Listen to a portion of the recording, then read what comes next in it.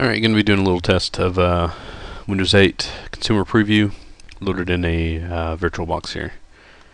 Haven't really done much. It's pretty much a fresh installation, logged in, set screen resolution, loaded drivers from my VirtualBox, and that's pretty much it. So now we're going to see if I can figure out how to use the thing.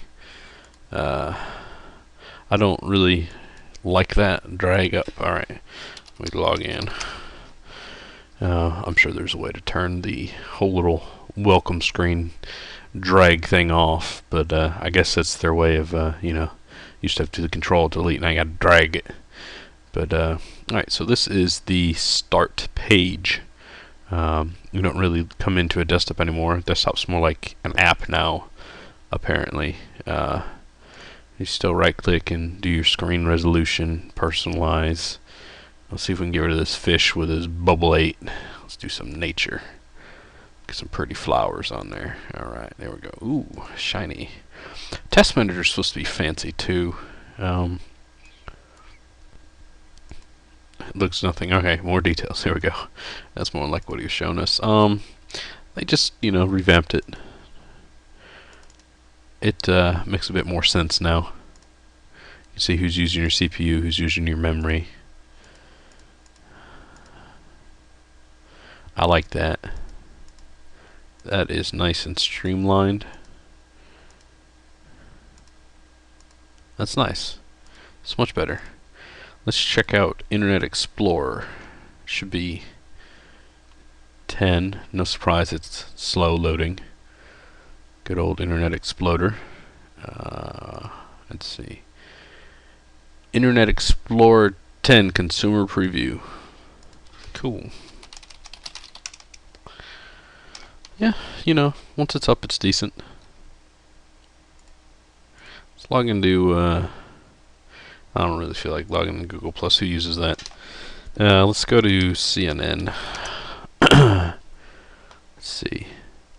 This does seem better than 9 and 8 for the loading in. The scrolling too, now that it's loaded, it's quite responsive, so that's cool. Let's see. So there's supposed to be several options here. We can either come up here to this corner, maybe. Alright, that menu doesn't want to open. Let's try. We should be able to come down here. Okay, we'll go back. Oh, maybe not. We should be able to come down here and go back to the start page. There we go. Let's see if we can figure out the other way. You're supposed to be able to come up here. Okay, that works better. But you're still supposed to be able to switch between, well, maybe they don't count the start page as an app. Maybe that's why that's not coming up. Alright.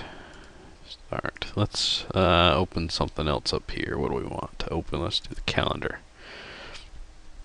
And let's see. I hate waiting. That seems a bit. Okay, see, now this is coming up. And we should be able to come down. Okay, cool. So that whole bar is there now, and you can switch in between the recently opened things, or you can come down and it would have a list of all of them. So let's go back to the start page and open up music. This is a fresh install, so I don't have any of my music loaded. We'll see if they gave us any for free. Yeah, we're gonna read that. Sure. Alright, it looks like it's internet type radio here. What do we want to listen to? Carrie Underwood, get some country going. I'm not sure that it'll record over the me.